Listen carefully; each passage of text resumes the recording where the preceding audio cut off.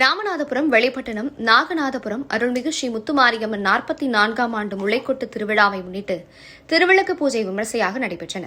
ஆலயத்தின் முன் பெண்கள் வரிசையாக அமர்ந்து 5 முகம் விளக்கு ஏற்றி வாழை இலையில் மேல் திருவிளக்கை வைத்து புஷ்ப அர்ச்சனை, பக்தி பாடல்கள் பாடி செய்தனர்.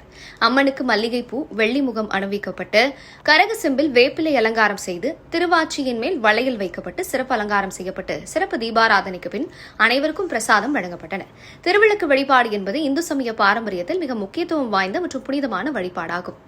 விளக்கில் ஸ்ரீ மகாலட்சுமி, ஸ்ரீ பார்வதி, ஸ்ரீ சரஸ்வதி ஆகிய முப்பெருந்தேவியரும் எழுந்தருளி இருப்பதாக கருதப்படுகிறது. திருவிளக்கின் ஒவ்வொரு பகுதியிலும் தேவியரும் தேவர்களும் வீற்றிருப்பதாக ஐதீகம். அடிபாகம் பிரம்மா, தண்டு பகுதி விஷ்ணு, எண்ணெய் ஊற்று மகள் பகுதி சிவபெருமான். விளக்கு சுடரில் மகாலட்சுமி செல்வம், பார்வதி வீரம், சரஸ்வதி ஞானம் மூவரும் இணைந்து அருள் புரிகின்றனர்.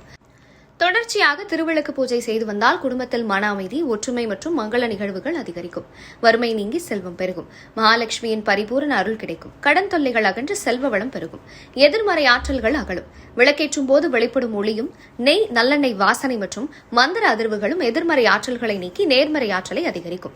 சுமங்கலி பெண்கள் திருவிளக்கு பூஜை செய்வதால் தீர்க்க சுமங்கலி வாக்கியமும் குடும்ப சுபிட்சமும் கிடைக்கும். திருவிளக்கை நன்றாக துடைத்து அந்த இடங்களில் சந்தனம், குங்குமம் பொட்டு வைக்க வேண்டும். நல்லெண்ணெய் அல்லது நெய் பயன்படுத்த வேண்டும். முதலில் விநாயகரை மனதார நினைத்துக் கொண்டு ஓம் கணேசாய நமக என்று கூறி விளக்கை ஏற்ற வேண்டும். விளக்கிற்கு மலர் மாலையிட்டு உதிரிப்பூக்கள் மற்றும் குங்குமத்தை கொண்டு விளக்கின் அடிப்பகுதியில் அர்ச்சனை செய்ய வேண்டும்.